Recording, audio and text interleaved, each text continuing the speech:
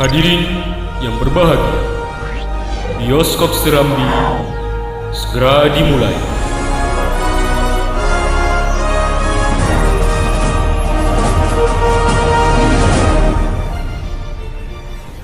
Selamat datang hadirin yang mulia, para penikmat seni budaya.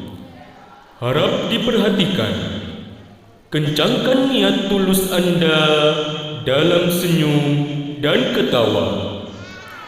Dan untuk sementara dan selamanya, diharap menonaktifkan kenangan buruk Anda.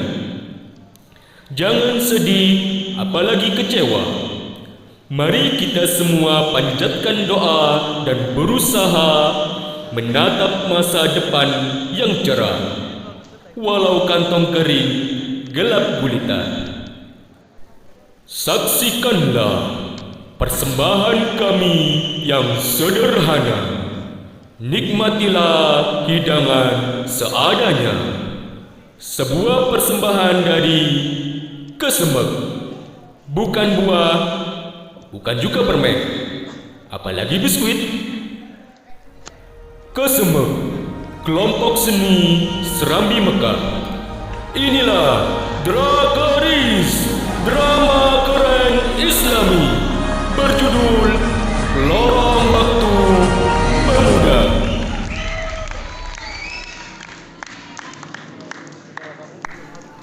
Pada zaman dahulu,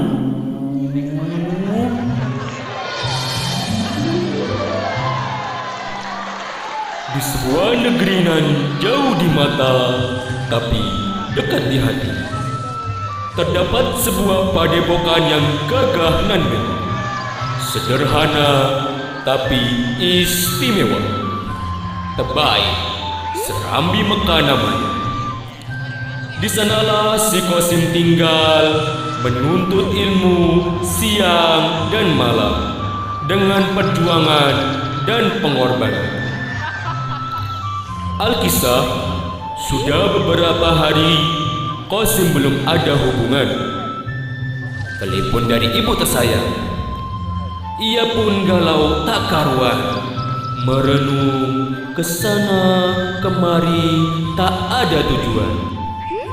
Hingga di Jumat pagi ia mendengar suara sakral. الدعوة للأخ قاسم فليأتي إلى المكتب حالا بسرعة الآن. Panggilan buat Ah Qasim agar menuju kantor sekarang dengan aman. Ada telepon dari keluarga idaman. Mungkin saja ada kiriman. Yes, kiriman. Yes. Qasim pun lari bagai kilat menuju kantor, menyambar handphone pondok bagai juara lari maraton 1000 kilometer. Assalamualaikum, angkat telepon. Assalamualaikum, angkat telepon.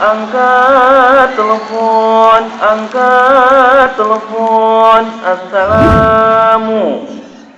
Halo, assalamualaikum Bu. Bagaimana kabarnya? Waalaikumsalam. Baik, Nak. Kamu bagaimana? Sehat kan? Jaga kesehatan ya. Maaf, Nak. Ibu dan Bapak belum bisa ngirim lagi hingga bulan ini. Zaman sekarang lagi sulit nyari kerjaan, Nak. Maklumi ya. Hah? Iya Bu, gak apa-apa. Santai saja. Di sini alhamdulillah makanan sudah dijamin. Saya juga punya banyak teman kok.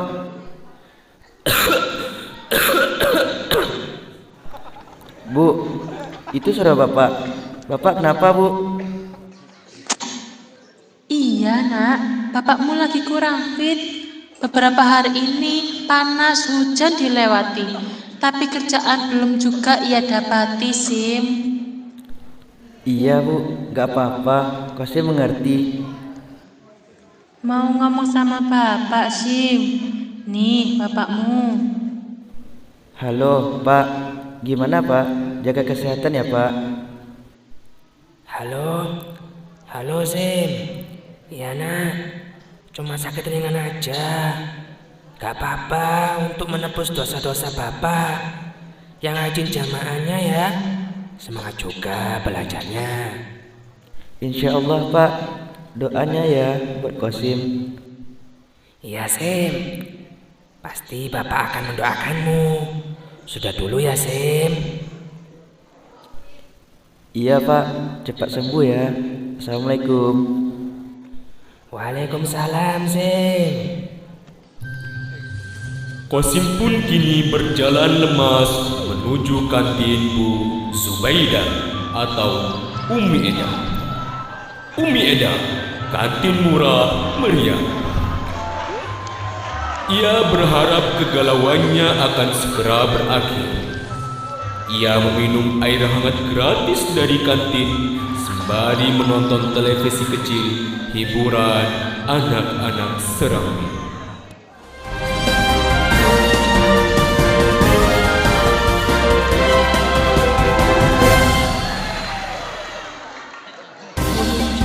Pemirsa, pemerintah memperpanjang masa PPKM. Para buruh ramai berdemo menuntut agar bantuan segera dibagikan. Korban COVID dari kalangan anak-anak dan remaja semakin bertambah. Lantas, bagaimanakah nasib masa depan bangsa kita? Pasti berita negatif. Aduh, sudahlah, nambah supek aja. Kini Qasim yang malang, kebingungan mencari cahaya terang. Hingga akhirnya ia memutuskan pergi ke sebuah bangunan yang bernama Maktabah Perpustakaan.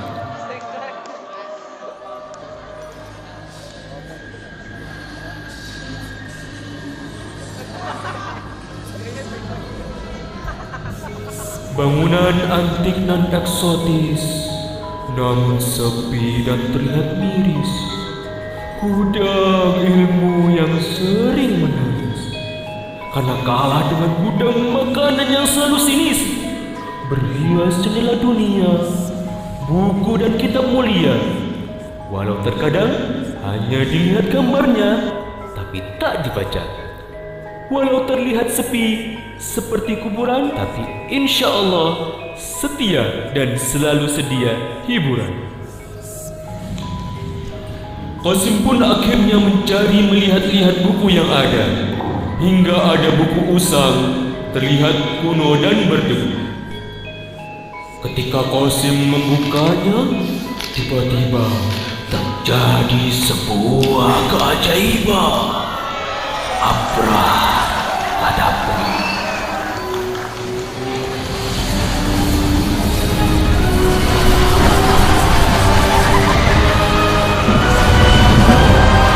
O great one who summons me, terrible one who commands me, I stand by my oath, loyalty to wishes 3. Hahaha. Assalamualaikum Qasim. Waalaikumsalam. Man anta? Siapa kamu? Saya adalah Qorin, penjaga perpustakaan ini, Syabab bin Rijal. Panggil saja saya Suap. Hah? Swab tes? Salah. Maksud saya Syab. Saya tahu kamu ada masalah kan? Mau kan saya bantu? Kalau nggak mau gimana? Mau aja lah. Ntar anak beliin ayam goreng dah. Ntar dramanya nggak jalan lagi kalau nggak mau. Ya udah, deal ya. Mau dah. Tapi bagaimana caranya? Sini ikut aku. Akhirnya Qasim mengikuti Syabab, Qorin penunggu maktabah. Ia diajak menuju sumber cahaya yang terang benderang, melewati lorong waktu ke masa lalu.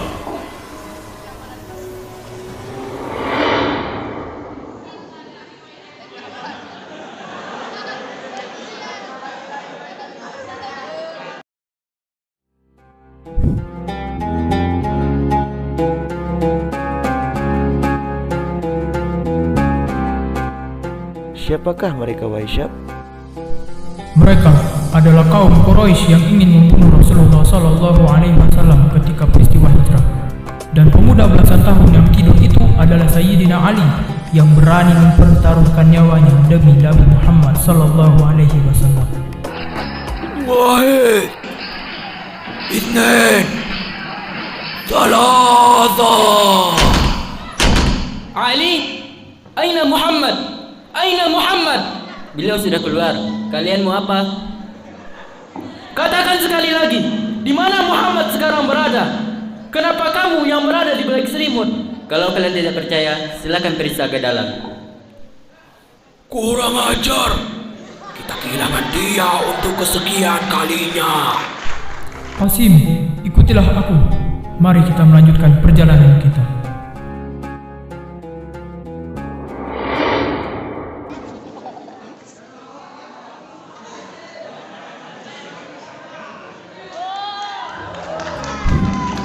Siapa lagi seorang pemuda yang memimpin pasukan itu, Syab? Beliau adalah Sultan Muhammad Al-Fatih, diangkat menjadi sultan ketika usianya 12 tahun. Di umur ke-21, beliau memimpin penyerangan Konstantinopel pada 22 April 1453 Masehi. Setelah mendapati jalur air dipenuhi dengan rantai pembatas raksasa, beliau memerintahkan menarik kapal perangnya ke darat, menaiki bukit, dan 80 kapal sukses diangkat setelah membuka rute kurang lebih 1 mil dengan kayu. Kita memiliki sejarah para kesatria. Di berbagai negeri, kita telah memerangi banyak kaum pembangkang yang kuat. Kita lewati gunung, berperang dengan busur panah penuh darah, dan dada kita selalu siap sedia menerima busur panah musuh yang datang. Kita robek bendera musuh yang mereka kibarkan dengan kesombongan dan keangkuhan. Kita telah banyak melewati rintangan untuk memperoleh kemuliaan dan kemenangan ini. Oleh karena itu, hari ini wajib bagi kita untuk membuktikan bahwa kita pantas menjadi penerus nenek moyang kita. Dan ingatlah selalu, kemuliaan tidak akan datang kecuali dengan kekuatan iman. Saya percaya kita bisa menang dengan keberanian kalian. Besok insya Allah kita akan bangun di pagi hari yang cerah. Kita akan menguasai medan perang. Kita tidak akan mati syahid sebelum kita paksa musuh kita untuk tunduk di hadapan kita. Allahu Akbar.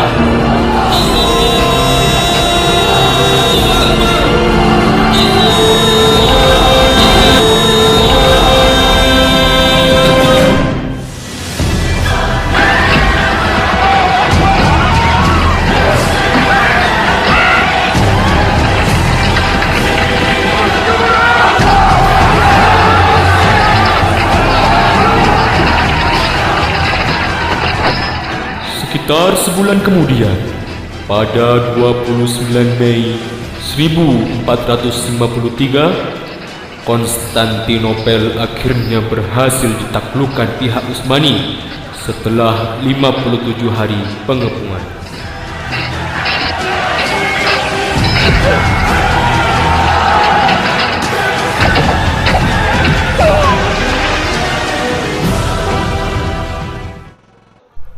Bagaimana Qasim?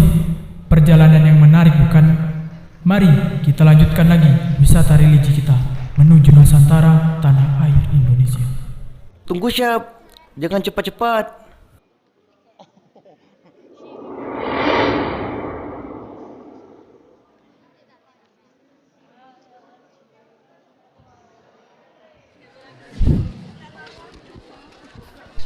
Tahukah kamu sekarang kita di mana? Ya, mana aku tahu, Syab. Mau tahu nggak? Mau tahu aja apa mau tahu banget? Iya dah. Banget. Coba tebak kita di mana? Kalau kata Pak Sutradara sih, kita lagi di zaman sebelum proklamasi.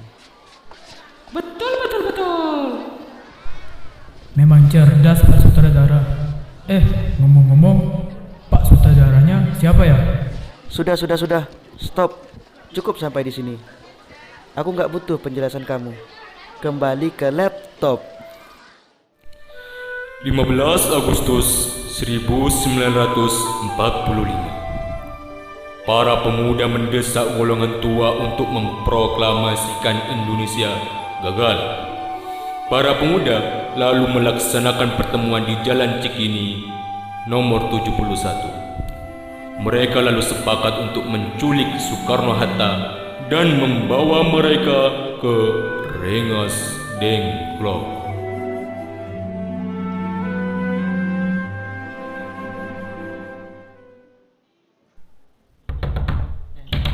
Bung Karno! Bung Karno!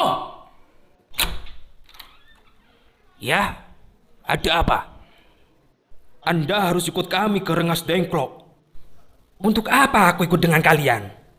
Ini sudah jadi kesepakatan para pemuda, Bung. Kami akan membawa Anda dan Bung Hatta ke Rengas Dengklok sekarang juga. Rombongan pemuda yang membawa Soekarno dan Hatta tiba di Rengas Dengklok. Bung Hatta telah sampai terlebih dahulu sebelum Bung Karno. Keduanya dibawa ke sebuah ruangan di dalam rumah Jiao Kisung. Kita lihat kisahnya di TKP. Sebenarnya, apa mau kalian sehingga aku dibawa kemari? Kami ingin Anda dan Bung Karno segera melaksanakan proklamasi. Bung Karno? Hatta? Ternyata kau sudah di sini. Iya, mereka membawaku kemari. Mereka membawa Fatma dan Guntur juga? Iya, Hatta. Benar. Sukarni, ada apa sebenarnya? Begini, Bung. Kami ingin Anda berdua segera memproklamasikan kemerdekaan kita. Jepang sudah menyerah, Bung. Ini saat yang tepat untuk kita memproklamasikan kemerdekaan Indonesia. Mengapa kau begitu mudah percaya kabar itu, Karni? Jepang pasti akan memerdekakan kita, tapi bukan sekarang. Saya tidak setuju dengan itu, Bung. Kami, para pemuda, ingin kemerdekaan atas jerih payah kami sendiri, bukan karena hadiah dari Jepang. Itu benar, Bung. Bila kita merdeka atas hadiah Jepang, maka kita adalah bentukan Jepang. Kita bisa dijajah lagi, Bung. 17 Agustus 1945 dini hari. Di ruang makan dalam rumah Laksamana Maida berkumpullah Insinyur Soekarno, Dr. Andes Muhammad Hatta, Ahmad Subarjo, Soekarni, Sayuti Melik dan BM Dian untuk merumuskan naskah proklamasi.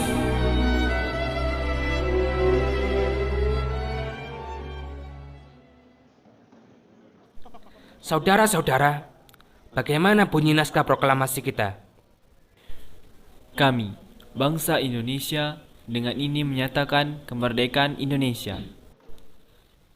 Baik, sudah saya tulis. Lanjutannya, Bung. Hal-hal yang mengenai pemindahan kekuasaan dan lain-lain dilaksanakan dengan cara seksama dan dalam tempo yang sesingkat-singkatnya. Jakarta 17/8/45. Wakil Bangsa Indonesia. Ya, sudah selesai. Apakah Anda semua setuju? Setuju. Lalu, siapa yang akan menandatangani naskah ini? Bagaimana kalau naskah ini ditandatangani oleh semua yang hadir? Saya rasa jangan terlalu banyak. Menurut saya, lebih baik Bung Karno dan Bung Hatta saja yang menandatanganinya atas nama bangsa Indonesia. Sayuti, tolong kau ketikkan naskah ini. Siap, Bung. Kapan kita akan melaksanakan proklamasi? Menurut saya, tanggal 17 adalah tanggal baik, sebagaimana Al-Quran diturunkan tanggal 17. Selain itu, dalam sehari semalam, orang Islam sholat sebanyak 17 rakaat. Jadi, bagaimana kalau hari ini, Jumat Legi, tanggal 17 Agustus? Setuju, Bung. Lebih cepat lebih baik. Pukul berapa kita akan melaksanakannya? Pukul 10 tepat, bagaimana? Saya akan menyuruh Fatmawati untuk menjahit bendera merah putih. Tolong siapkan tiangnya. Baik, Bung. Tapi di mana kita melaksanakannya? Di rumah Bung Karno. Ini naskahnya, Bung. Silakan ditandatangani. Baiklah. Dia, tolong perbanyak naskah ini dan sebarkan ke seluruh Indonesia. Baik, Bung. Jumat pagi, tepat pukul 10. Semua orang telah berkumpul di halaman depan rumah Insinyur Soekarno di Jalan Pegangsaan Timur nomor 56 Jakarta untuk mendengarkan pelaksanaan proklamasi. Bung Karno, Bung Hatta keluar ke serambi depan rumah diikuti Ibu Fatmawati. Bung Karno mendekati mikrofon sebelum berpidato dan membacakan proklamasi.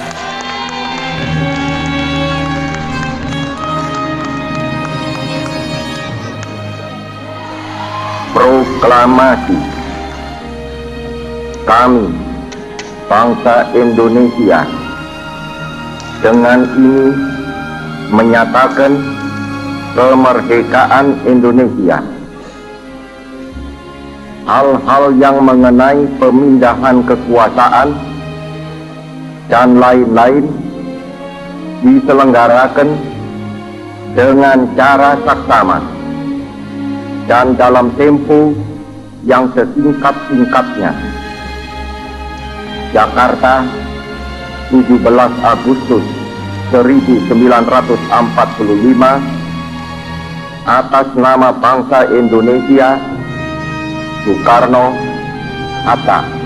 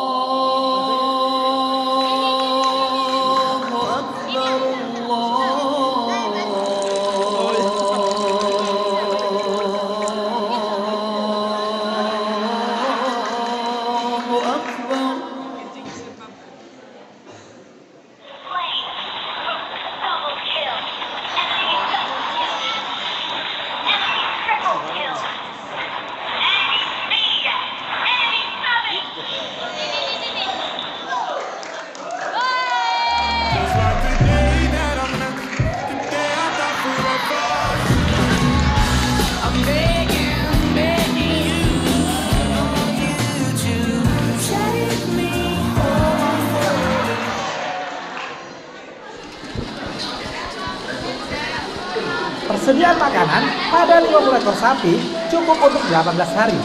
Kalau jumlah sapinya berkurang menjadi setengah kalinya, yaitu 25 sapi, berarti... Dan inilah Qasim yang kita sangat butuhkan pada zaman now. Akhlak yang mulia. Jarang sekarang ada anak yang memuliakan gurunya. Tapi jangan putus asa, Qasim. Masih ada beberapa anak yang Allah utus untuk menjadi ulama di kemudian hari, menjaga keseimbangan dunia hingga hari kiamat tiba.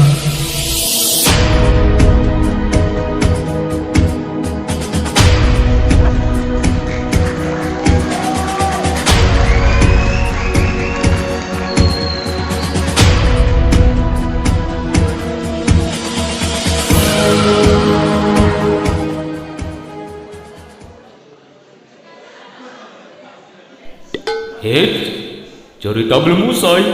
Hadirin diharap santai. Tiba-tiba datang segerombolan anak pemalas dan minim akhlak membuli kedua anak yang rajin, dan pertikaian antar keduanya akhirnya tak terelakkan. Apakah yang akan terjadi? Saksikan saja di TKP.